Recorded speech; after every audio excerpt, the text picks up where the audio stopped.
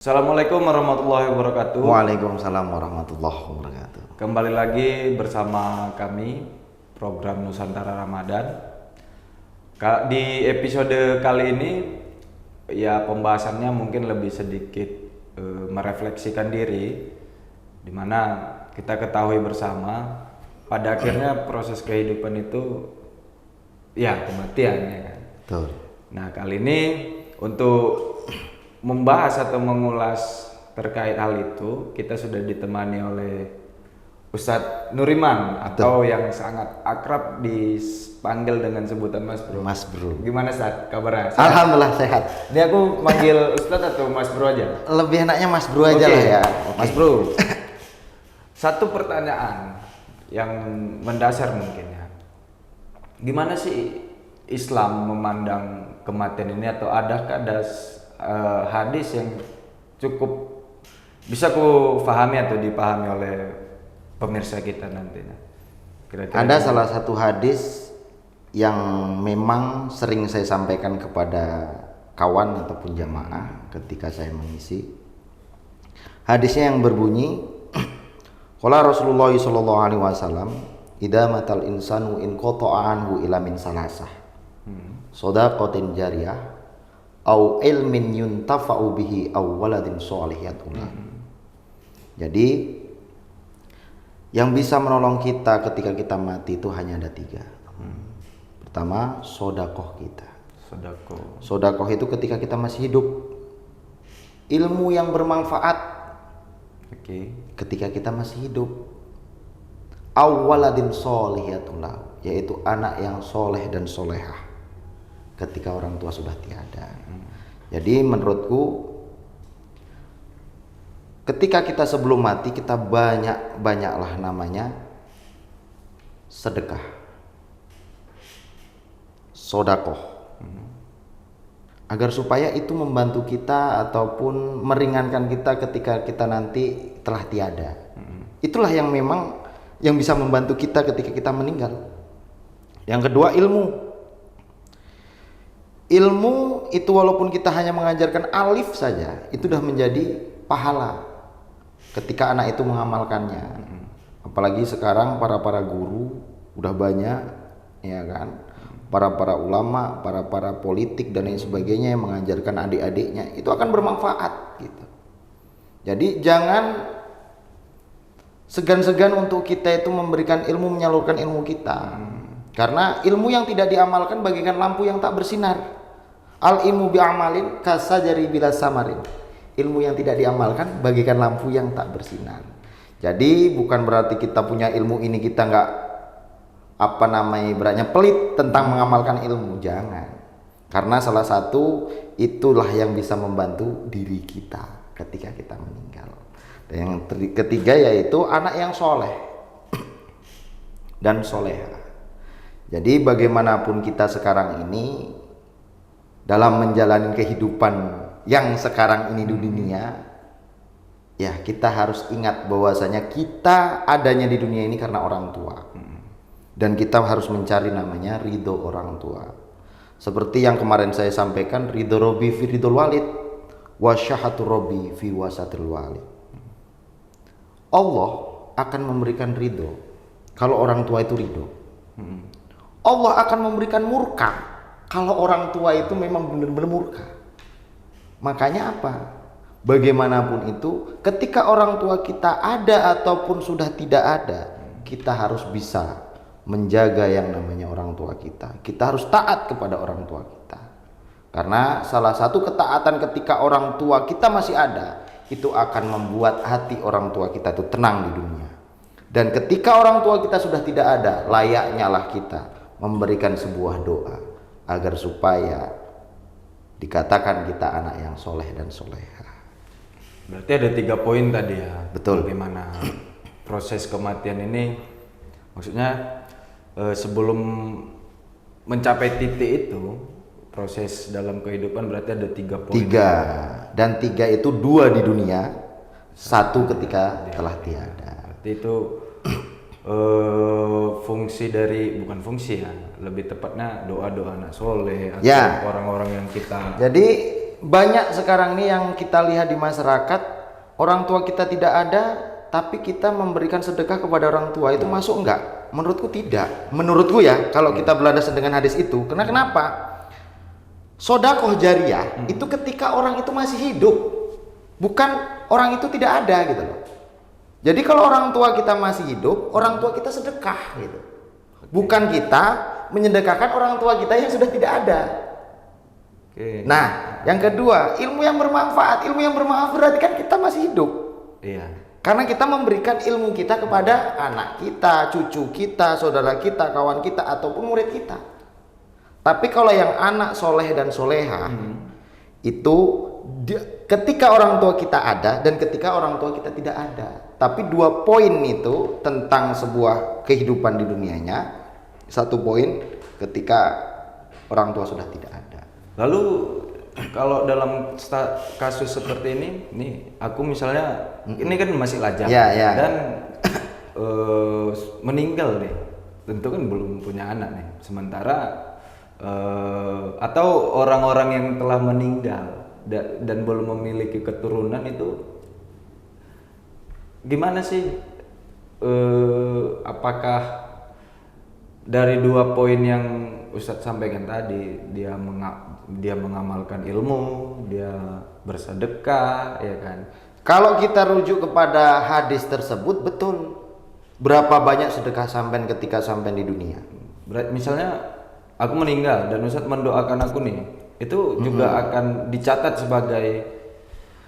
Kalau dicatat itu jelas. Yang pastinya ada salah satu kita juga ketika ini khusus saya sendiri ya, ataupun awak sebagai orang Jawa, itu selalu setiap Ramadan itu kita memberikan yang namanya Al-Fatihah ataupun setiap malam Jumat.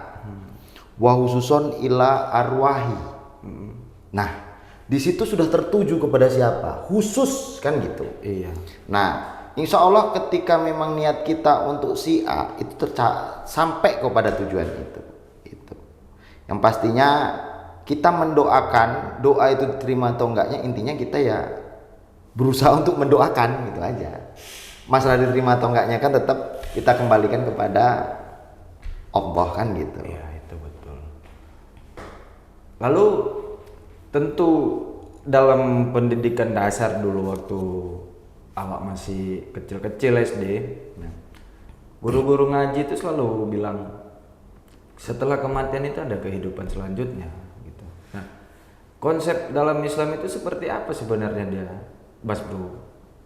Konsep kehidupan setelah kematian itu bagaimana dalam pandangan Islam? Apakah itu tempat ya kehidupannya seperti dunia yang kita jalani hari ini atau justru berbeda? Ini perlu diketahui. Kembali lagi kalau kita mau mati, yang pastinya kita pun belum pernah mati kan gitu sih. Betul. Cuman kalau dalam pemikiran saya, dalam arti kata kesimpulan saya ya, orang meninggal itu hanya meninggalkan jasadnya, tapi rasa atau ruhnya itu tetap dikenang, tetap ada rasanya. Salah satunya Soeharto, itu siapa? Oke, presiden kedua. Presiden kita. Walaupun dia sudah meninggal, udah berapa tahun dia meninggal, tetap namanya diagungkan di Indonesia khususnya. Disebut-sebut. Nah, disebut-sebut kan gitu. Dalam arti kata, kehidupan itu setelah meninggal itu ada nggak? Ada. Tapi kita mau menjabarkan bagaimanapun itu kita nggak ngerti. Tapi yang pastinya kehidupan setelah kita mati itu ada. Kenapa kok Allah mendirikan antara surga dan neraka? Berarti kan ada kehidupan lagi. Iya. Iya kan? Dan ada cerita juga ketika nanti itu hari kiamat akan dihidupkan lagi umat-umatnya. Iya. Kan itu. Berarti kan masih ada namanya kehidupan. Nah, jadi kayaknya kalau menerangkan tentang sebuah kematian, kehidupan setelah kematian itu menurut saya ada, tapi kalau untuk membincang-bincang tentang kematian hidupnya kayak mana, saya pun nggak ngerti kan gitu. Tapi yang pastinya ada, seperti Wali Songo yang sudah tidak ada, salah satu kiai ataupun wali, ya kan, sebagai orang yang pertama kali menyebarkan Islam di Indonesia ini, walaupun dia sudah tidak ada, tetap namanya itu agung di mata khususnya di agama Islam. Karena dia berjasa selama hidup dan memang berpengaruh. Betul, karena amalnya, karena ilmunya, itulah sehingga dia didoakan kan. Peran-peran dia. Misalnya. Peran-peran dia. Nah, selanjutnya Ustaz. Mas Bro, masih Ustaz nih kan. Pengen akrab sebenarnya, Mas Bro. Terkait bagaimana kita ini mati dalam husnul khotimah itu, sebenarnya amal-amal apa saja yang harus kita buat di dunia ini supaya ya mati kita dicap sebagai mati yang husnul khotimah. Mati dalam husnul khotimah yang pastinya dalam keadaan yang pertama itu kita suci, baik, bukan lagi mabuk, yang pastinya, ya kan. Nah, yang kedua, memang kita ini lagi di jalan untuk menuntut ilmu. Seperti ada hadis qala Rasulullah sallallahu alaihi wasallam, man kharaja fit thalabil ilmi kana fi sabilillahi hatta yarji'a. Barang siapa yang menuntut ilmu ketika dia di perjalanan dia meninggal, maka dia fisabilillah. Fisabilillah. Iya. Nah, jadi mati yang bagaimana yang fisabilillah itu yang pastinya di jalan Allah kita. Keadaan kita ini memang suci, terus kita lagi melakukan perjalanan yang memang itu tidak dilarang oleh agama, insya Allah kita fisabilillah. Itu. Berarti dia lebih kepada ridhonya sebenarnya, ridho Allah ini ya. Kalau ridho Allah tergantung ridho orang tua, dalam arti kata itu nurutnya ke orang tua sih, kalau menurut saya ya. Tapi kalau masalah kematian yang fisabilillah atau enggaknya, intinya kita lagi di jalan Allah aja. Oke, misalnya jihad. Dan saya percaya ketika orang yang lagi bekerja kemudian dia itu terjadilah sebuah kecelakaan di jalan, itu menurutku itu fisabilillah. Tapi betul-betul dia mencari rezeki gitu. Tapi kalau dia yang pastinya sealim apapun orang itu, tapi dia main ibaratnya mau main kertu ataupun apa, nggak taunya di kecelakaan di situ, ya dia nggak akan fisabilillah gitu. Kalau kita berkata fisabilillah dengan rujukan hadis tersebut, man kharaja fit thalabil ilmi kana fisabilillah hatta yarji'a. Dalam arti kata ilmi ini bisa kerja, bisa menuntut ilmu, bisa berjihad kan gitu. Tapi kalau perjalanan itu tidak dengan ridhonya orang tua, yang pastinya nggak fisabilillah gitu. Jadi kalau misalnya urusan negara nih, kan, mau kunjungan kerja ke luar negeri, tiba-tiba pesawatnya meledak, itu masa nggak ke konsep? Kalau itu bisa saya jadikan fisabilillah sih mas. Karena apa? Pertama, dia ini kan memang menjalankan umat kan gitu. Untuk kepentingan umat itu, untuk kepentingan masyarakat kan gitu. Jadi kesana itu untuk apa dulu gitu loh. Memang tugas bener-bener tugas, atau kesana itu hanya ya refreshing, jalan-jalan kan itu.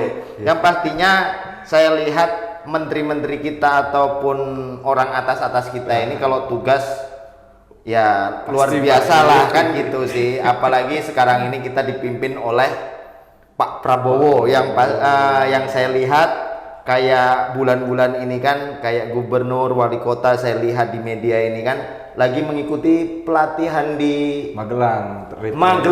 Nah, bagaimana itu ketika ikutin pelatihan kok dia ini maaf kata yang meninggal, menurut fisabilillah gitu. Karena apa? Ya karena dia menjalankan apa yang memang menjadi ibaratnya persatuan lah. Jadi menurutku nilai inti dari kenapa si Prabowo itu menjadikan satu lingkup di Magelang gitu kan, pembekalan lah mereka. Pembekalan gitu agar supaya itu bersatu gitu loh mas. Itu sih poinku. Aku yang lihat Prabowo ini dengan adanya dikumpulkan di Magelang ini menteri-menterinya itu ya agar supaya itu saling tahu gitu. Kayak Mas dari mana Mas? Dari Tapteng. Tapteng. Nah, saya dari Banyuwangi. Saya nggak kenal nih Mas dari Tapteng kan gitu. Oke. Karena dengan adanya Nusantara Ramadan kita bisa kenal kan gitu. Nah, begitu juga ketika di Magelang gitu loh Mas. Mungkin yang orang Papua ataupun orang Kalimantan itu nggak kenal dengan orang gubernur kita sekarang siapa Mas Medan ini Sumatera Utara ini? Bobi Nasution kan nggak ada yang kenal tuh Mas. Nah karena adanya persatuan tadi, oh ini yang namanya Pak Bobi kan gitu. Akhirnya dia kenal. Nah itulah yang pastinya saya kagumi dengan programnya Pak Prabowo dia kan. Itulah. Ya berarti dia tergantung apa niatnya tadi ya. Ya. Mungkin yang terakhir ya pertanyaannya, Mas Bro, sebagai penutup perbincangan kita di Nusantara Ramadan kali ini. Nah, yang paling sering dihadapi oleh orang-orang pada saat berpuasa justru, ini di tengah aktivitas dia bekerja, ya kan, di momen puasa juga, nih bisa nggak kerjaan yang berat misalnya nih dia wartawan atau pekerja karyawan kantoran ya kan, karena deadline yang banyak atau tekanan dari kantor nih memaksa dia untuk berbuka sebelum waktunya, itu sebenarnya apa itu Mas Bro, maksudnya apakah alasan pekerjaan tadi bisa dijadikan untuk sebagai alasan gitu ya, sebagai alasan untuk kalau itu kembali lagi kepada diri kita kan. Iya kan, jangankan Kakang gitu kan, saya sendiri aja ketika memang dalam pekerjaan itu, apalagi dengan kawan-kawan yang dia maaf nih non muslim gitu kan, dia kan tidak puasa Ramadan nih, ya kan. Nah tapi ada juga kawan yang non muslim itu maaf katanya makannya nyumput-nyumput, ada juga yang makannya dia terbuka gitu. Nah kayaknya kalau saya tentang makanan atau minuman itu tidak ingin gitu, tapi kalau melihat kawan merokok kan, apalagi saya perokok gitu kan, di situ lebih kelamutan. Kalau bahasa Jawa kelamutan tuh pengen gitu. Kalau minum es, minum ini enggak gitu. Jadi kalau menurutku kembali lagi pada niat kita sih. Kalau niat kita benar-benar puasa, niat kita memang benar-benar ibadah, yang pastinya ya hanya sebentar saja gitu. Karena salah satu di bulan Ramadan ini yang bisa kita ambil hikmahnya adalah yang pertama pastinya kita bersyukur masih diberikan umur yang panjang, dan yang kedua itu kita belajar untuk sederhana. Yang dulunya kita makan, mau makan ini makan itu bisa. Nah di bulan Ramadan itulah kita agak stopkan, nantilah waktu maghrib kan gitu. Yang pertama rokoknya bisa beli Sampurna, bisa beli Surya ya kan.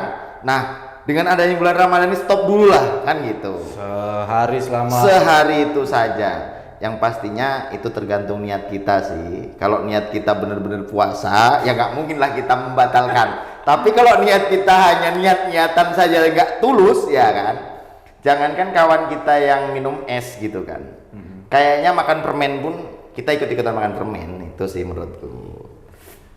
Yang mungkin untuk harapannya di bulan Ramadan ini, Ustaz, apa sih yang ingin disampaikan kepada teman-teman atau orang banyak lah ini, Ustaz?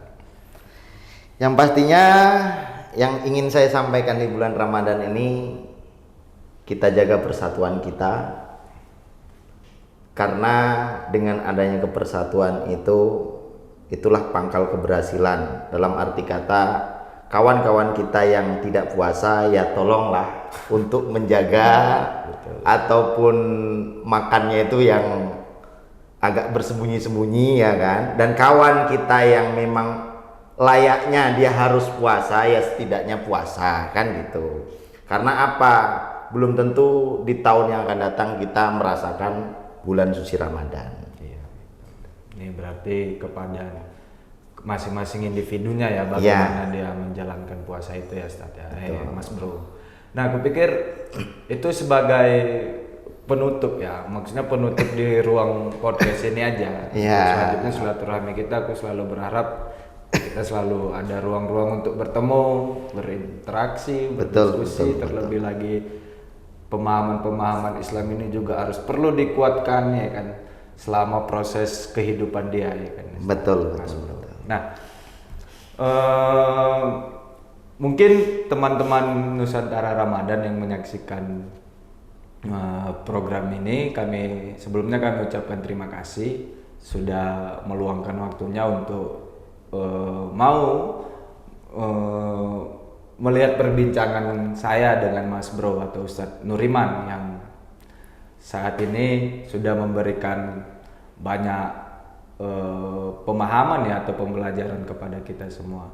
Nah, sebagai akhir jangan lupa subscribe, like, atau Ustadz Mas Bro Alhamdulillah saya sudah punya YouTube YouTube, juga. alhamdulillah sudah Nusantara Punya YouTube juga. terkini sudah saya add itu kan. Oke. Ya.